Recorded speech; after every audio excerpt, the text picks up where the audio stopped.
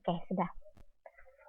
Nah, ITP itu kan merupakan suatu paket instrumen, dan tadi sudah dijelaskan, eh, ITP itu kan mengukur sebuah perkembangan dari individu. Nah, perkembangan yang akan diukur itu apa aja sih? Oke, kita akan bahas perkembangan yang akan diukur itu apa aja. Lanjut. Oke, jadi eh, tes ITP ini mengukur 7 tingkat perkembangan. Ada impulsif, perlindungan diri, konformistik, sadar diri, saksama, individualistik, dan otonomi. Ibu akan jelaskan secara singkat terlebih dahulu uh, tingkat perkembangan seperti impulsif, perlindungan diri, konformistik, sadar diri, saksama, individualistik, dan otonomi itu seperti apa. Oke, kita bahas satu-satu terlebih dahulu. Jadi, uh, tingkat perkembangan yang pertama itu adalah impulsif. Nah, seseorang yang berada dalam tingkat perkembangan impulsif itu seperti apa sih?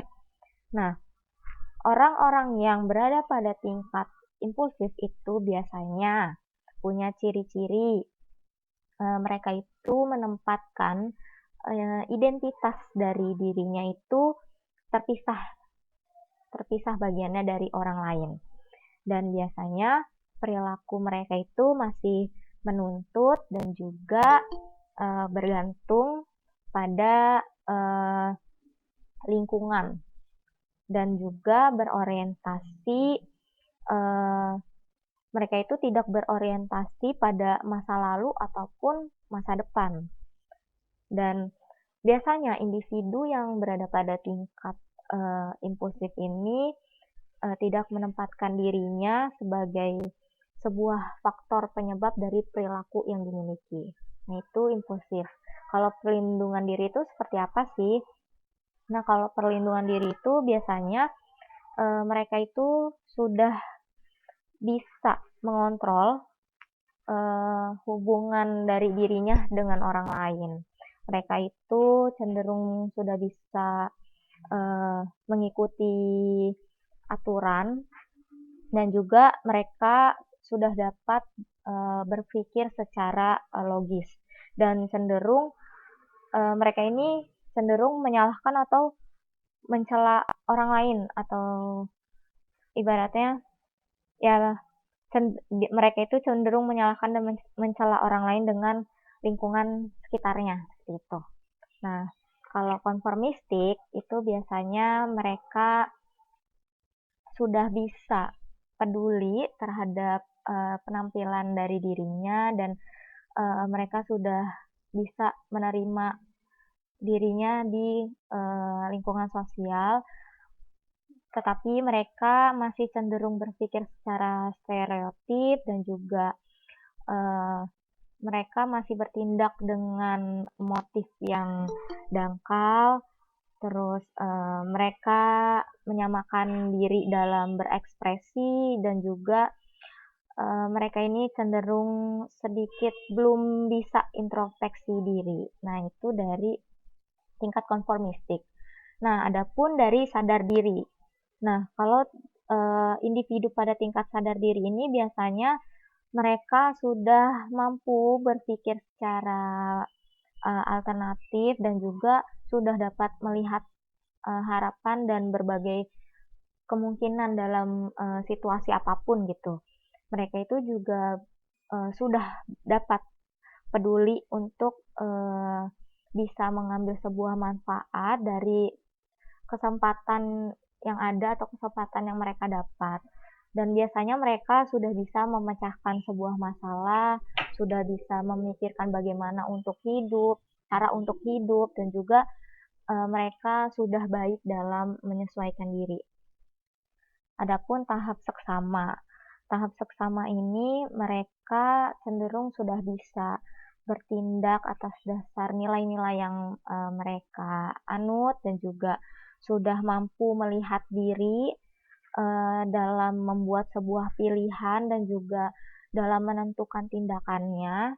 Dan juga selanjutnya mereka sudah bisa atau sudah mampu melihat eh, ragamnya emosi dan juga melihat pandangan dari dirinya sendiri. Mereka juga peduli, sudah mulai bisa peduli akan hubungan yang mutualistik dengan orang lain, dan juga mereka cenderung memiliki tujuan jangka panjang. Itu dari tahap seksama. Adapun tahap individualistik, yaitu mereka itu cenderung sudah bisa memiliki kesadaran secara individualitas, dan juga mereka sudah sadar kalau misalnya ada konflik emosional, dan juga mereka sudah bisa mandiri dan tidak ketergantungan dengan orang lain, dan juga mereka itu sudah bisa memiliki toleransi terhadap dirinya sendiri maupun orang lain,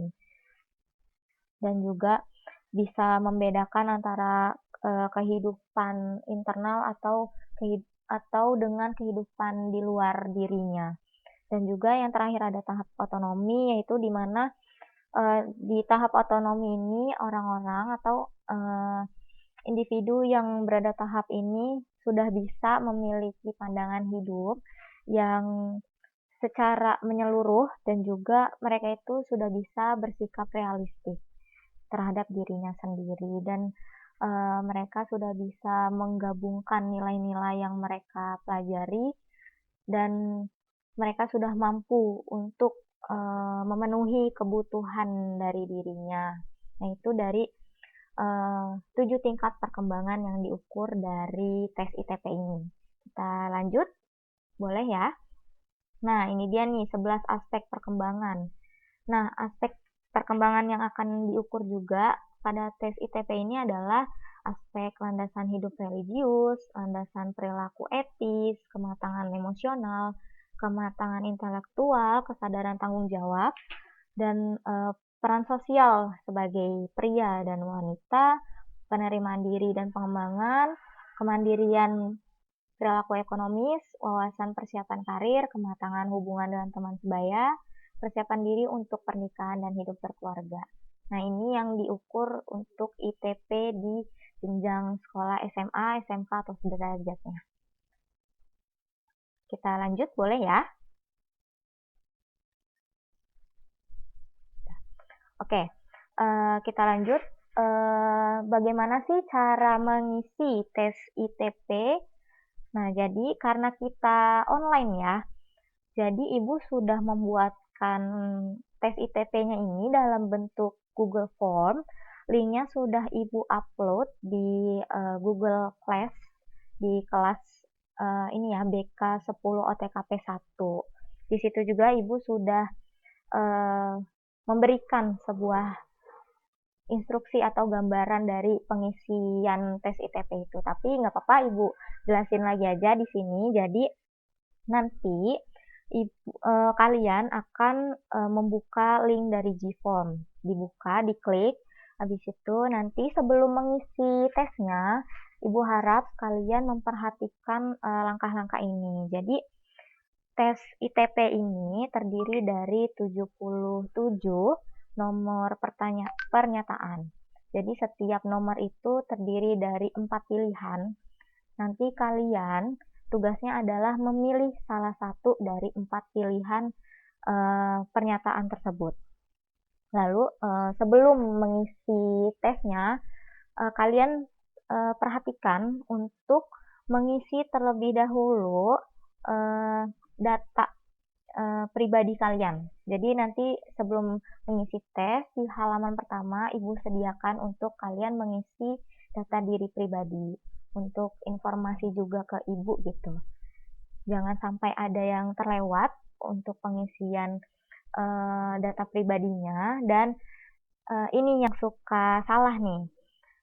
Ibu di dalam data pribadi itu, Ibu ada salah satu nomor, itu ada soal dari data pribadi itu adalah tanggal lahir, tempat tanggal lahir. Nah, diharapkan anak-anak semua itu memperhatikan di tempat tanggal lahir.